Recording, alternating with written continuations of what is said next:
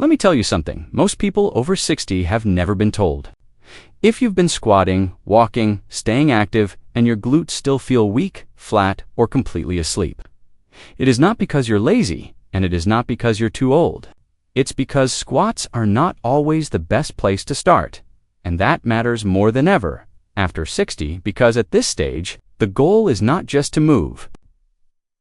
The goal is to move with the right muscles, in the right order, with the kind of control that keeps you steady when you walk, strong when you stand up, and confident when your body has to catch you. Most people think glute training means one thing: squat deeper, push harder, do more reps. But here's the hard truth. If your knees take over, if your lower back takes over, if your balance limits your depth, then your glutes never really get the message. You are working, but the work is going to the wrong place. And that is exactly why so many adults over 60 say the same thing. I walk every day, but my hips still feel weak. I squat, but I feel it in my thighs. I stay active, but getting up from a chair, climbing stairs, or catching my balance still feels harder than it should. We're going to change that. I'm going to walk you through 5 glute exercises that, for many adults over 60, work better than squats because they train what your body actually needs now. Hip extension, pelvic stability, side-to-side control, single leg balance, real strength you can use in everyday life. And one of these movements, the last one, may be the closest thing to a complete glute exercise you can do without forcing your knees to do all the work. But first, there's something important you need to hear. Squats are not bad. They are not the enemy. In fact, research comparing hip thrusts and squats has shown they can both build the glutes over time. But after 60, the question is not whether squats can work. The real question is whether they are the best tool for your body, your joints, your balance, and the way you move right now. Your torso collapse or your quads dominate every rep. Then for you, in this season of life, it may not be the smartest choice, and the science on aging makes this even more clear. As we get older, we don't just lose muscle mass. We lose power, coordination, and the ability to quickly activate the muscles that keep us upright and stable. That's one reason strength training becomes so important with age. It's not just about appearance. It's about mobility, independence, and reducing the slow drift toward weakness that so many people accept as normal. But weakness is not the full story. A major piece of this puzzle lives on the side of your hips. A large review on balance and mobility found that hip abductor strength, the strength of the muscles that help keep your pelvis level and your body stable, is critical for balance and mobility in older adults. Another study found hip abductor strength could even help distinguish older adults at higher risk of falls from those who were more stable. In plain English, weak side glutes do not just change how your hips look. They change how safely you move through the world. That is why these 5 exercises matter. And before we go any further, tell me in the comments your first name, your age, and where you're watching from. I always love seeing who's here, and it helps build a real community around these videos. Now let's get into it. Number 5, the glute bridge. Simple, yes. Basic, maybe. But do not underestimate it. If squats have been going straight into your thighs and knees, the bridge is one of the fastest ways to bring the work back where it belongs. Your glutes. Why does it work so well? Because it removes a lot of the problems that make squats miss the target. You don't have to balance your whole body. You don't need deep ankle mobility. You don't need your knees to travel through a big range. You are supported, stable, and free to focus on one job: driving the hips up by squeezing the glutes, and that matters after 60. A systematic review of glute exercises found bridge and hip thrust style movements consistently produce high gluteus maximus activation. That is the big glute muscle responsible for hip extension, the motion you use when standing up, climbing stairs, walking uphill, and pushing through each step. So if your glutes feel absent, this is one of the best places to wake them up. Here's how to do it. Lie on your back with your knees bent and your feet flat on the floor. Keep your heels close enough that you can feel your glutes engage when you press down. Brace gently through your core. Then push through your heels and lift your hips until your body forms a straight line from shoulders to knees. Pause, squeeze, then lower slowly, not fast, not sloppy. Slow enough that your glutes cannot hide. Aim for 8 to 12 reps, 2 to 3 sets, And here's the secret most people miss. Don't chase height. Chase tension. If you arch your lower back to get higher, you've already lost the point of the exercise. At first, this movement may feel almost too easy, but give it a second. Slow the lowering, hold the top for 2 seconds, press through the heels. Suddenly, that simple bridge starts feeling very different. And once you can truly own that pattern, we move to something most people never train, even though it may be the missing link behind their weak hips: standing hip abduction.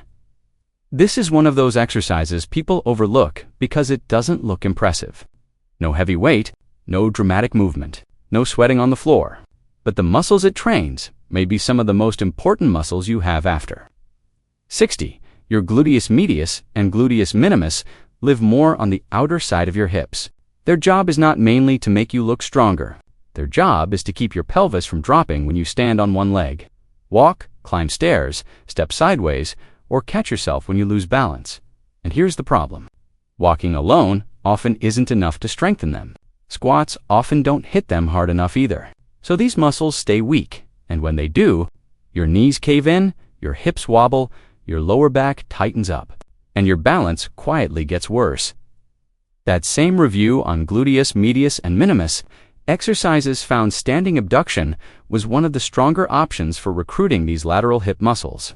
That makes it a smart choice for adults over 60 because it is accessible, upright, and easy to adapt. Here's how to do it. Stand tall beside a wall, counter, or chair for light support. Shift your weight into one leg. Keep that standing leg soft, not locked. Then slowly move the other leg out to the side without leaning your trunk away or hiking your hip. Pause, lower with control. The key is small and clean, not big and sloppy. If you swing the leg, tilt the body, or rush the rep, the glutes check out and momentum takes over. Do 8 to 12 reps per side, 2 to 3 sets. And if you really want to feel what this exercise is doing, pay attention to the standing leg too, because the glutes on the standing side are working hard just to keep you stable. That means this simple movement is doing more than most people realize. Now, if standing hip abduction teaches the glutes to move the leg, the next exercise teaches them to control the whole pelvis, and that changes everything when it comes to walking with confidence. Number 3. The hip hitch. This one is one of the most underrated glute exercises I know. In research on postmenopausal women, the hip hitch and its variations showed very high activation of the gluteus medius and minimus. That is a big deal, because these are the same muscles that help stop your pelvis from collapsing. When you're on one leg, think about walking. Think about stepping up onto a curb. Think about putting on pants without grabbing the wall. Every one of those actions asks your body the same question. Can your hips stabilize you on one side while the other side moves? If the answer is no, you wobble. And when people wobble, they stop trusting their body. That loss of trust is often the beginning of moving less. And moving less is where the real decline begins. So here's how to do the hip hitch. Stand on a low step, staircase, or sturdy platform with one foot hanging off the edge. The standing leg stays mostly straight. Then slowly let the opposite side of the pelvis drop down a little. After that, use the glute on the standing side to lift the pelvis back to level. Not by bending the knee, not by leaning the body, by controlling the pelvis. It is a small motion, but if you're doing it correctly, you will feel the outer hip of the standing leg light up. Start with 6 to 10 controlled reps per side. And let me warn you, this one is humbling. A lot of people find out very quickly that the side glutes they thought were working have been asleep for years, but that is not bad news. That is useful news. Asterisk, because when you finally find the muscles you've been missing, progress starts getting real. Now we've trained the glutes lying down. We've trained them standing. We've trained them stabilizing the pelvis. But there is still one huge problem we haven't solved. What about real life? What about stairs? What about getting up onto something? What about producing force through one leg without dumping everything into the knees? That's where number 2 comes in. Number 2, the lateral step-up. This is where glute strength starts becoming practical. The lateral step-up is powerful because it combines 3 things at once: hip stability, glute drive, and single leg control. And unlike squats, which often let your stronger side dominate, The step-up forces each side to work on its own. That matters more than most people realize. A lot of hip and knee problems after 60 are not just about weakness. They're about asymmetry. One side takes over, one side stops contributing, and over time, that imbalance becomes the way you move. The lateral step-up helps expose that and fix it. It has also shown up in EMG-based glute medius and minimus rankings as a strong option, which makes sense when you think about what the exercise demands. You have to push your body up while keeping the pelvis steady and resisting collapse. Here's how to do it. Stand sideways next to a low step. Put the inside foot on the step and keep the other foot on the floor. Lean slightly forward from the hips. Press through the heel of the foot on the step and drive yourself up until you're standing tall. Then lower slowly with control. Do not bounce off the bottom leg. Do not twist, and do not let the knee cave inward. If the step is too high, lower it. This is not about proving something. It is about giving the glutes a chance to work properly. Start with 6 to 10 reps per side, 2 to 3 sets. And here's where it gets interesting. For many people over 60, this movement feels more useful than squats almost immediately. Why? Because it looks and feels like life. Stairs, curbs, getting up, regaining control. It carries over, but even this is not the most complete glute exercise on the list, because there is one movement that ties together strength, balance, posture, hip control, and full glute recruitment in a way very few exercises can dot. And yes, this is the one most people avoid, the supported single-leg Romanian Deadlift. If I had to pick one glute exercise for adults over 60 who want function and shape and real-world strength, this would be near the very top. Why? Because it trains the glutes the way the body actually needs them. Not just to lift, but to control, to stabilize, to decelerate, to keep the pelvis level while the torso hinges and one leg bears the load. This is the motion behind reaching down safely, catching yourself, staying balanced, and building strength through the entire backside of the body. And unlike squats, which can become quad-dominant fast, the single-leg hinge shifts the emphasis backward. Right into the glutes and hamstrings, research comparing single-leg deadlift patterns with other lower body exercises has shown strong glute involvement. And broader reviews of hip-focused exercises consistently place single-leg hinge patterns among the most valuable movements for developing the posterior chain and pelvic control. But let me say something important. You do not need to do this unsupported to get the benefit. In fact, for most adults over 60, support is the smarter option. Support is not cheating. Support is what allows your nervous system to relax enough for the right muscles to fire. If balance fear takes over, the glutes never fully do their job. So here's how to do it. Stand next to a wall, chair, or countertop, and keep just a few fingertips on it for balance. Shift your weight into one foot. Keep a soft bend in that knee. Then hinge at the hips as your other leg reaches back behind you. Your torso comes forward, your spine stays long, and your hips stay as square as you can keep them. Go only as low as you can without rounding your back or twisting open. Then press through the standing foot and squeeze the glute to return to standing. 8 controlled reps per side is plenty to start. The goal is not how low you go. The goal is whether you can keep the standing hip stable while the glute does the work. And when this movement clicks, you feel it not just in the gluteus maximus, but around the whole hip. The side glutes, the deep stabilizer, the muscles that help you feel strong from the ground up. This is the kind of exercise that doesn't just train a body part. It teaches your body to trust itself again. And that is really what all of this is about, not chasing a younger body, not punishing yourself with harder reps, not forcing squats because someone told you they're the gold. Standard. It's about using the right tool for the job if you're over 60. Your glutes still matter, maybe more than ever. They help you stand tall, walk farther, climb stairs, protect your knees, support your back, stabilize your pelvis, and hold on to the kind of independence that people don't think about until it starts slipping away.